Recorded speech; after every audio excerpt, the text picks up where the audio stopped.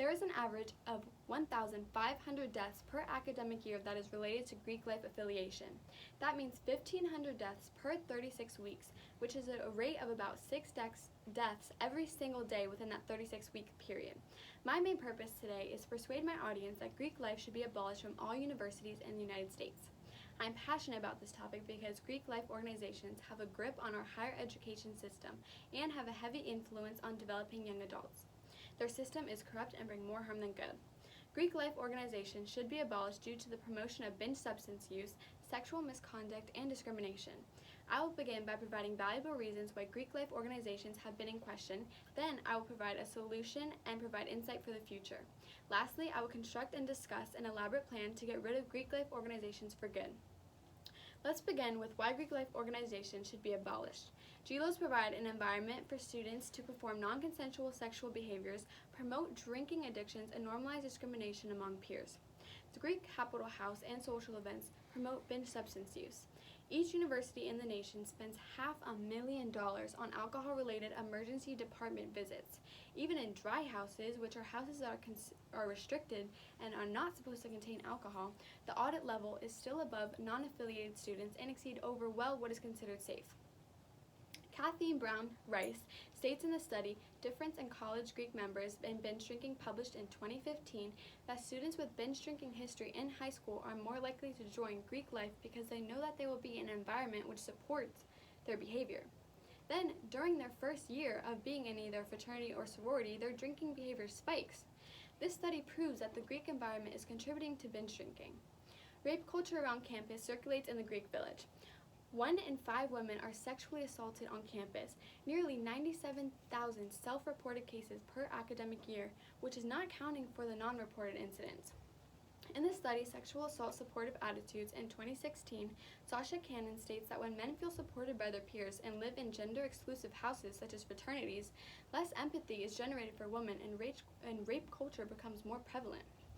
In another article called Longitudinal Study of Interests of Fraternity Membership, Rape Myth Acceptance, and Proclivity to Perpetuate Sexual Assault, which was published in 2017 by Rita Seabrook, that Greek affiliated men were 2 times more likely and were sexually aggressive than non-affiliated men. GLOs have also been known to discriminate against race, weight, appearance, social class, anything you can think of. Greek members have the power to exclude whomever they want without providing reasons or lack of qualifications for the reason to decline a participant's acceptance. For instance, Caucasian women are more likely to be accepted, while Asian women are the least likely to be, with the correlations of depression and anxiety associated with Rush Week. Jonathan Cox emphasized in 2017 how racism within Greek life led minorities to form their own GLOs, which resulted in even more discrimination, in his article called Race in Greek Life. He explained how minorities were excluded, so they formed their own organizations. But by the time universities started cracking down on discrimination, it was too late. Minorities rather stayed in their own organizations than to integrate because of past behaviors. Now that I went over several reasons why GLOs are no longer beneficial to young adults, I will now go over a solution and provide comfort by explaining how the future would be impacted. The quality of our future is reliant upon one feasible solution, and there is no better solution than to abolish Greek life entirely. Greek life organizations have already been given a second chance by giving them the opportunity to render their programs. Implications have been made to reduce hazing, but there's been little to no effect. Housing have been regulated to be dry, meaning no alcohol consumption, but mentioning a study that I previously discussed in this presentation, even the audit level exceeds non-affiliated members. So there's been no benefits of requiring dry capital houses. Even inclusion within the Greek system, but with a history of white dominance within the organization, even an act cannot make such a difference. I'm not oblivious and juvenile. I do not expect all of my concerns to disappear as soon as Greek organizations are abolished, but I can assure a drastic decrease will occur. There will no longer be a direct environment protected by the school to encourage destructive behavior. All housing or dorms will be under the regulation of the school or by landlords, and it will provide an opportunity for more clubs and organizations to be made that will be regulated by the school. Now that I went over the solution to my possible outcome, I will now go over a step-by-step plan to ensure that outcome.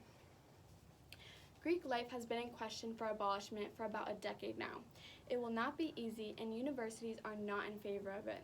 Altering Greek life requires colleges to provide attractive alternatives for housing, dining, and social functions. Also, money. Money comes into play. Greek universities or Greek affiliated donors contribute to universities. They donate $1 million a year. They don't want to lose that endorsement. However, I have a plan. My first call to action is to spread the word and provide factual statements. Once we have gained support and received recognition, a platform will be created in favor of the movement. It is important to create comfort and trust, allowing Greek-affiliated members to provide testimonials of their experience. Surprisingly, there are members who are affiliated in Greek organizations, and they want to meet a certain requirement but would rather not be affiliated at all and wish that Greek life was not a thing. The main goal is to make it uncomfortable. By doing so, it is important to make it extremely public, cause emotion, which leads into action, which points to my last step, to form petitions. As I conclude my presentation, I want to readdress that I went over today. First, I provided valuable reasons why Greek life should be in question. Additionally, I provided a solution and explained how beneficial it would be for future generations. Finally, I discussed the structure of my plan to get rid of Greek life. Greek life organizations should be abolished due to the promotion of binge substance use, sexual misconduct, and discrimination. It is crucial to consider what is more important, the health and safety of young adults that contribute to American society, or the instant gratification of popularity, substance use, sexual pleasure, and the lasting brag that you were considered cool in college. This fight will only be won by the majority. It's your choice.